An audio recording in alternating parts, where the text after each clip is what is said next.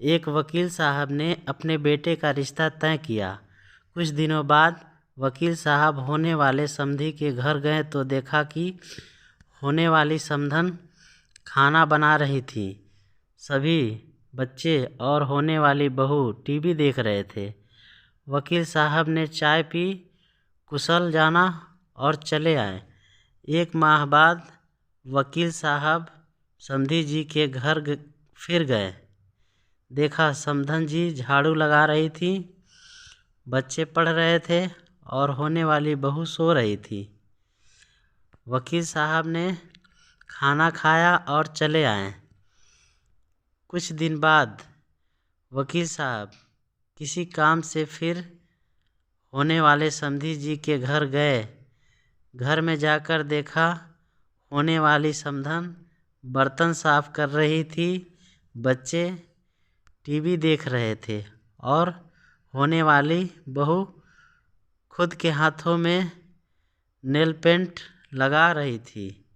वकील साहब ने घर आकर गहन सोच विचार कर लड़की वालों के यहाँ खबर पहुँचाई कि हमें ये रिश्ता मंजूर नहीं है। कारण पूछने पर वकील साहब ने कहा, मैं होने वाले समधी के घर 3 बार गया। तीनों बार सिर्फ समधन जी ही घर के कामकाज में व्यस्त दिखी। एक भी बार मुझे होने वाली बहू का कामकाज करते हुए नहीं दिखी। जो बेटी अपने सगी माँ को हर समय काम में व्यस्त पाकर भी उनकी मदद करने का ना सोचे, उम्र दराज माँ से कम उम्र की जवान होकर भी स्वयं की माँ का हाथ बांटने का जज्बा ना रखे, वो किसी और की माँ और किसी अपरिचित परिवार के बारे में क्या सोचेगी। मुझे अपने बेटे के लिए एक बहू की आवश्यकता है, किसी गुलदस्ते की नहीं, जो किसी फ्लावर पॉट में सजाया जाए। इसलिए सभी माता पिता को चाहिए कि वे इन छोटी छोटी बातों पर अवश्य ध्यान दें। बेटी कितनी भी प्यारी क्यों ना हो, उससे घर का काम काज अवश्य कराना चाहिए।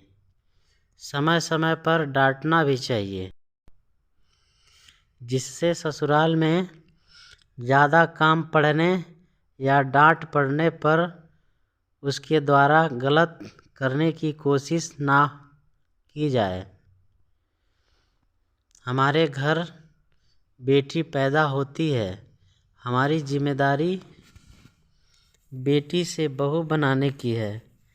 अगर हमने अपनी जिम्मेदारी ठीक तरह से नहीं निभाई, बेटी में बहू के संस्कार नहीं डाले तो इसकी सज़ा बेटी को तो मिलती है और माँ बाप को मिलती है। जिंदगी भर गलतियाँ, हर किसी को सुंदर सुशील बहू चाहिए, लेकिन भाइयों, जब हम अपनी बेटियों में एक अच्छी बहू के संस्कार डालेंगे तभी तो हमें संस्कृत बहू मिलेगी। ये कड़वा सच शायद कुछ लोग ना बर्दाश्त कर पाएँ, लेकिन पढ़े और समझे बस इतनी इल्तिजा। वृद्धावस्था में माँ बाप को देखकर सब लोग बेटों को ही कोसते हैं, लेकिन कैसे भूल जाते हैं कि उन्हें वहाँ भेजने में किसी बेटी का भी अहम रोल होता है।